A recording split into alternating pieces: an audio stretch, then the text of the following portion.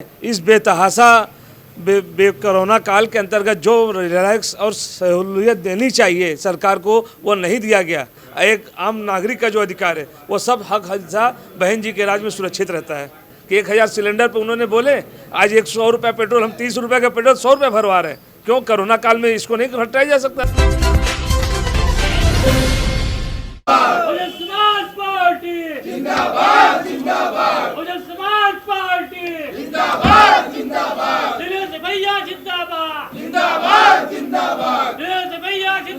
UP चुनाव के इस यात्रा में आज हम आ पहुंचे हैं बनारस के साउथ विधानसभा में, और यहाँ हमारे साथ मौजूद है बसपा प्रत्याशी दिनेश गुप्ता जी। दिनेश जी, आप कैसे देख रहे हैं जब आप जनता के बीच डोर टू डोर कर रहे हैं? क्या है आपके मुद्दे, किन मुद्दों को लेकर आज इस चुनाव मैदान में है? सबसे बड़ा बेरोजगारी और कोरोना काल में जो व्यापारी और मध्यम वर्गीय टूट गया है, मैं उन लोगों के बीच जा रहा हूं। चाहे उनका बिजली का बिल हो, चाहे दुकान का किराया हो, चाहे स्टाफ का। आज उन्होंने अपनी पूंजी तोड़ के अपने सामानों को रहन रखे इसलिए चला रहे हैं कि उनके साथ 4 स्टाफ है, उनके साथ 16 लोग का परिवार है। इस बेतहासा कोरोना काल के अंतर्गत जो रिलैक्स और सहूलियत देनी चाहिए सरकार को, वो नहीं दिया गया। क्या हमको आपको जो हम 4 स्टाफ रखे हैं, बिजली का बिल दे रहे हैं, कोई उसमें माफ़ नहीं हुआ। स्कूल की फीस है बच्चों का, उसमें नहीं हुआ। आज जनता बेहतर महंगाई और बेरोजगारी से इतनी त्रस्त है कि वो जवाब देने को तैयार बैठी है और 7 मार्च को इसका जवाब मिलेगा। महंगाई से जिस तरह से जनता परेशान है, तो इन महंगाई को ख़त्म करने के लिए किस तरह से आपने एक योजना बनाई? अगर जनता आपको चुनती है तो किस तरह से आप उनकी महंगाई की समस्याओं को ख़त्म करना आपका मुद्दा है? यह माननीय बहन जी की 2007 से 2012 4 साल की सरकार में आपने देखा है, कोई भी व्यक्ति जो उस बाबा साहब के बनाए हुए संविधान को, जो जिसका जितना अधिकार है, एक व्यापारी का जो अधिकार है, एक किसान का जो अधिकार है, एक बुनकर का जो अधिकार है, एक आम नागरिक का जो अधिकार है, वो सब हक हिस्सा बहन जी के राज में सुरक्षित रहता है। तो क्या लग रहा है इस बार जनता का प्यार किस तरह आपको मिल रहा है? किस तरह आप देख रहे हैं जनता के बीच अब क्या उनकी उम्मीदें हैं अब बसपा से?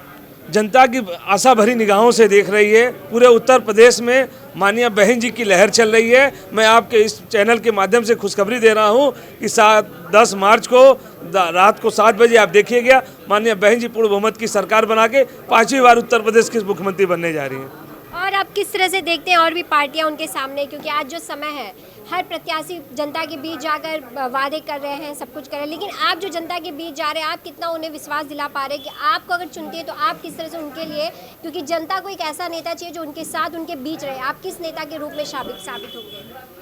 मैडम, मैं आपको कहना चाहता हूँ, लगभग 20 वर्षों से मैं बहुजन समाज पार्टी का सेक्टर से, बूथ से लेके, विधानसभा से लेके, जिला से लेके आज जिला प्रभारी हूँ। उसी के आधार पर माननीय बहन जी ने 5 जनवरी को आशीर्वाद दिया कि जाके आपने अपने समाज में आज 70,000 हमारा बैस समाज है, 25,000 हाथी का वोट है और 1,20,000 हमारा अखिलियत का वोट है। ये सारे लोग ये तैयार बैठे हुए हैं कि आज जो कोरोना काल में बुनकर परेशान हो गया, वो अपना कर्जा चलाता रहा तो उसका परिवार चलता था।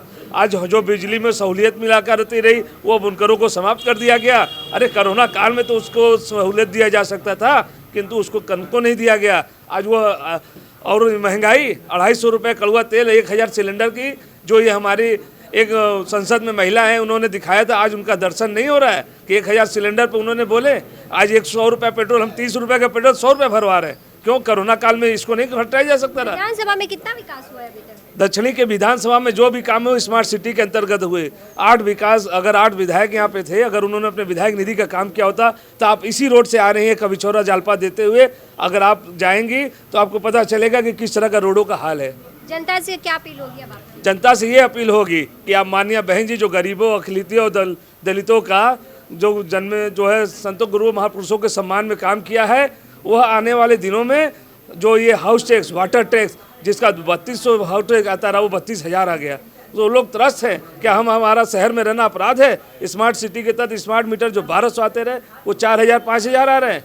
वो मध्यम वर्गीय परिवार कैसे चलाएगा? उन लोगों की लड़ाई माननीय बहन जी जिस दिन 11 मार्च को शपथ ग्रहण लेंगी, उसी दिन से वो हाउस टैक्स, वाटर टैक्स के कम करने का कारण करेंगी। और मैंने बहन जी के सामने हम लोग कहेंगे कि ये जो कोरोना काल में जनता टूटी हुई है, इनको कम से कम ये हाउस टैक्स, वाटर टैक्स और बिजली में जो भी रियायतें हो, बहन जी दे के उनको सहूलत देने का काम करेंगी।